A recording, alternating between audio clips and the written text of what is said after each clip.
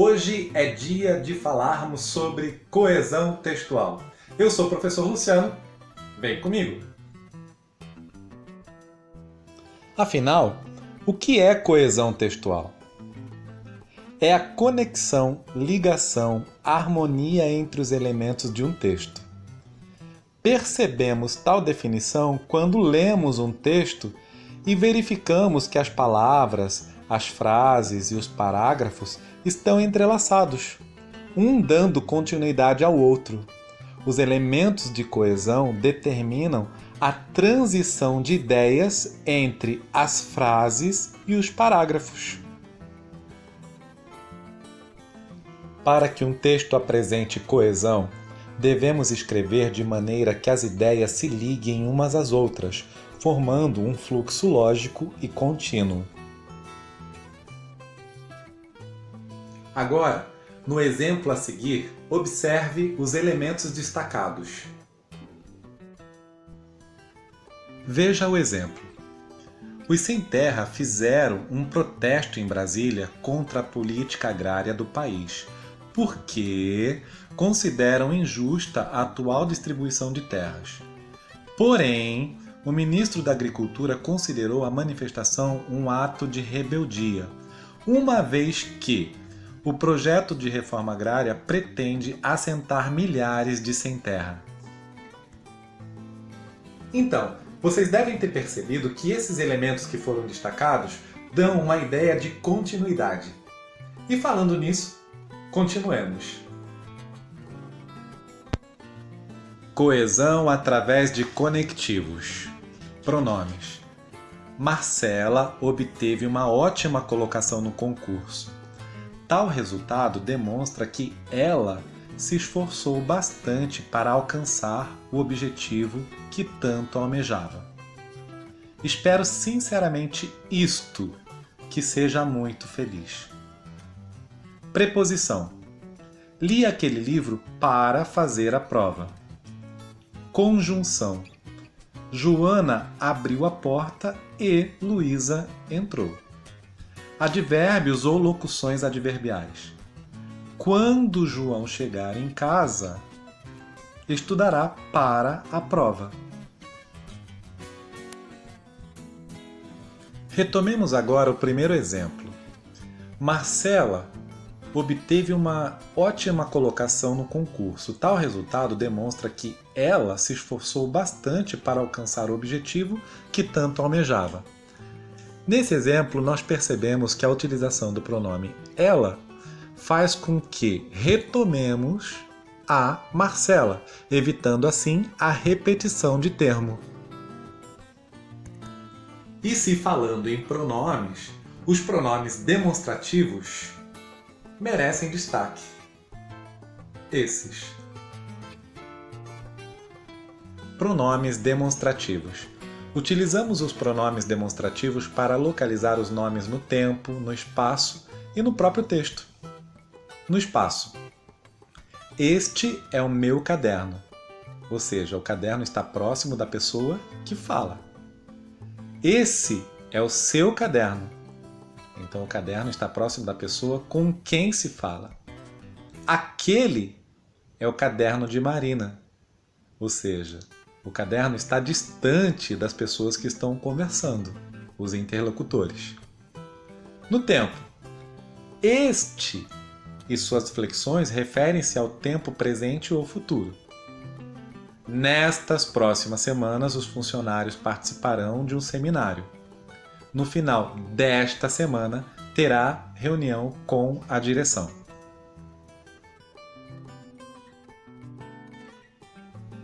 Apenas para lembrarmos, o que são interlocutores mesmo?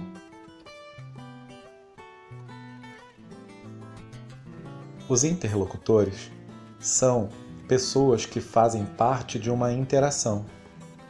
Os indivíduos que estão inseridos numa conversa, num diálogo.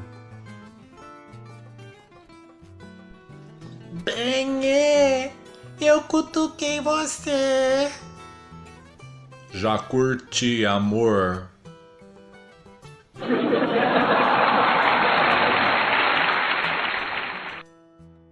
Pois é, eu não esqueci das minhas piadas sem graça, que só eu acho graça. Mas vamos lá, continuemos. Voltemos então aos fatores de coesão textual. Aqui, o pronome esse e suas flexões referem-se ao tempo recentemente decorrido. Ninguém esquecerá os acontecimentos desse trágico 21 de junho. Aquele e suas flexões referem-se a um passado mais distante. Falávamos daquele período em que as mulheres não trabalhavam fora.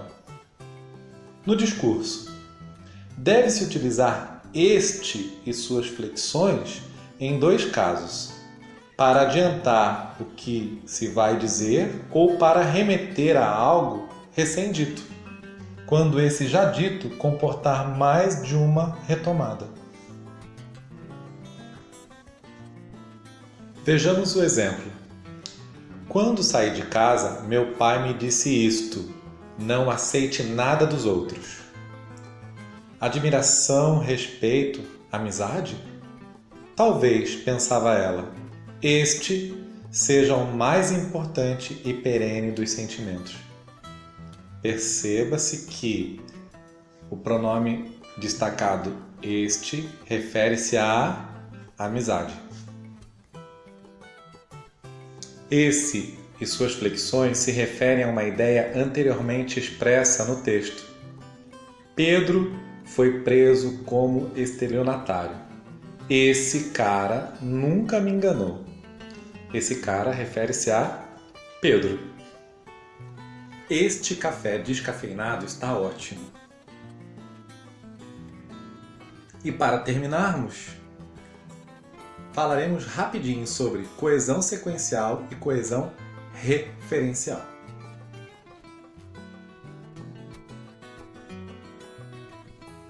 Coesão referencial é aquela que se estabelece entre dois ou mais componentes da superfície textual que remetem ou permitem recuperar um mesmo referente.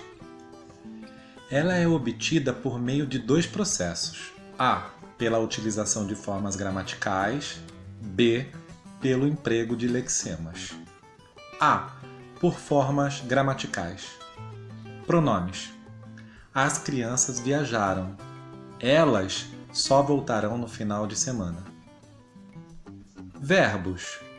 Empresto-lhe o carro, mas é porque confio em você. Advérbios. Perto da estação havia uma estalagem. Lá reuniam-se os trabalhadores. Agora vejamos outros exemplos. Por uso de lexemas. Sinônimos.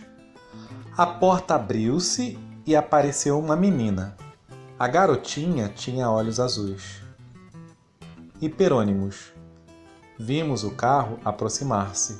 Alguns minutos depois, o veículo estacionava. Nomes genéricos. A multidão ouviu o ruído de um motor. Todos olharam para o alto e viram a coisa se aproximando. Expressões nominais definidas. João Paulo II esteve no Brasil. O Papa visitou vários estados. E já que falamos em lexemas, é importante lembrarmos então que lexema é a palavra ou parte da palavra que serve de base ao sentido por ela expresso. Também se diz semantema. E por fim, vamos falar da coesão sequencial. É aquela que estabelece o encadeamento entre os elementos do texto, fazendo-o progredir. Faz-se por meio de recorrência ou progressão. A recorrência, que também é chamada de sequenciação parafrásica. De termos. E o trem corria, corria, corria. De estruturas. Nosso céu tem mais estrelas, nossas várzeas têm mais flores, nossos bosques têm mais vida, nossas vidas mais amores. De conteúdos semânticos. Ele vai ficar fora algum tempo, isto é, uns 4 meses. De recursos fonológicos. O poeta é um fingidor. Finge tão completamente que chega a fingir que é dor, a dor que deveras sente. E por fim, progressão. Sequenciação frásica. Manutenção temática é o uso de termos do mesmo campo semântico. Exemplo: o desabamento provocou sérios acidentes. Diversas ambulâncias transportaram as vítimas para o hospital da cidade mais próxima. Encadeamento por justaposição, conexão e relação.